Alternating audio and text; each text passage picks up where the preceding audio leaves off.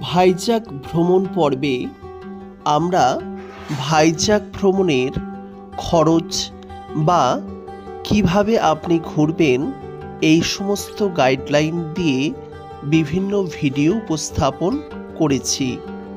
তবে আজকে আমরা ভাইজ্যাকের লোকাল ট্যুর হিসেবে ট্রিনিটি পার্কের যে একটা গাইডলাইন তা অবশ্যই আপনাকে দেওয়া উচিত। ভাইজ্যাক ভ্রমণে যারা কৈলাসগিরি হিল পার্কে যাবেন ঠিক তার বিপরীতে অর্থাৎ বিচের দিকেই রয়েছে এই ট্রিনিটি পার্ক। এই পার্কের বিভিন্ন আকর্ষণের পাশাপাশি একটি প্রধান আকর্ষণ হলো এখানকার সেই আটকে থাকা জাহাজ। তো আজকের ভিডিওতে আমি আপনাদের কেবলমাত্র ট্রিনিটি পার্ক সম্পর্কে জানাবো। তবে আপনাদের কাছে অনুরোধ রইল আমাদের প্লে লিস্টে গিয়ে ভাইজ্যাক ভ্রমণের অন্যান্য পর্বগুলি অবশ্যই দেখুন, কারণ এই পর্বগুলি দেখলে আপনার ভাইজ্যাক ভ্রমণ করতে অনেকটাই সুবিধা হবে। বাজেট ফ্রেন্ডলির পাশাপাশি সময়ও বাঁচাতে পারবেন আপনি। ট্রিনিটি পার্কের জন্য কোনো প্রবেশ মূল্য লাগে না।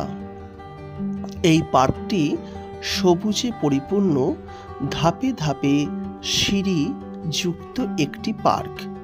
এই পার্কটি সপ্তাহের 7 দিন সকাল 6টা থেকে রাত্রি 9টা পর্যন্ত খোলা থাকে। এই পার্কের সমুদ্র সৈকতেই রয়েছে এই জাহাজটি।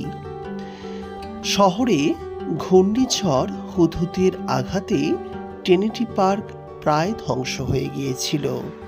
উত্তর আমেরিকার গিতমের ইউনিভার্সিটির এক প্রাক্তন ছাত্র এই পার্কটি সংস্করণের জন্য 60 লক্ষ টাকা দান করেন। এইভাবে পার্কটি আন্তর্জাতিক মানের সংস্করণ করা হয়েছে। উপকূল রেখা বরাবর সবুজের গৌরব পুনরুদ্ধার হয়েছে।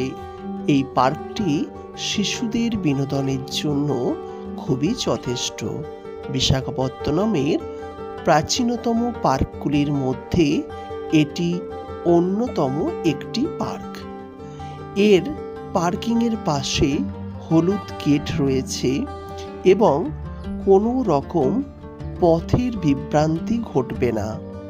এই পার্কে আপনি নামলে দেখতে পাবেন সমুদ্র সৈকতের মনোরম দৃশ্য। এই স্থানে হিন্দি, তামিল, তেলেগু এবং উড়িষ্যা বিভিন্ন ছবির শুটিং পর্যন্ত করা হয়ে থাকে। এই সমুদ্র সৈকতে সুন্দর কুমারী সৈকত বলেও বিখ্যাত। এই পার্কে একটি জাহাজ রয়েছে যা বাংলাদেশের চট্টগ্রামের জাহাজ। দীর্ঘদিন ধরে এই পার্কের পাশে সমুদ্র সৈকতে আটকে রয়েছে। তবে এই জাহাজে আপনি প্রবেশ করতে পারবেন না। আপনাকে বাইরে থেকেই এই জাহাজটিকে দেখতে হবে। ভাইজ্যাক ভ্রমণ পর্বে অবশ্যই আপনারা এই ট্রিনিটি পার্কের ভ্রমণ পর্বটি রাখতে একদম ভুলবেন না। আপনাদের আবার মনে করিয়ে দিই, ভাইজ্যাক ভ্রমণের সম্পূর্ণ তথ্য পেতে অবশ্যই আমাদের প্লেলিস্ট চেক করুন। আমরা মাত্র 2500 টাকা মাথা পিছু খরচে হাওড়া থেকে ভাইজ্যাক ভ্রমণ করে পুনরায় হাওড়ায় ফিরে এসেছি। তাই অবশ্যই আপনারা সেই সমস্ত ভ্রমণ পর্বগুলি অবশ্যই একবার দেখুন।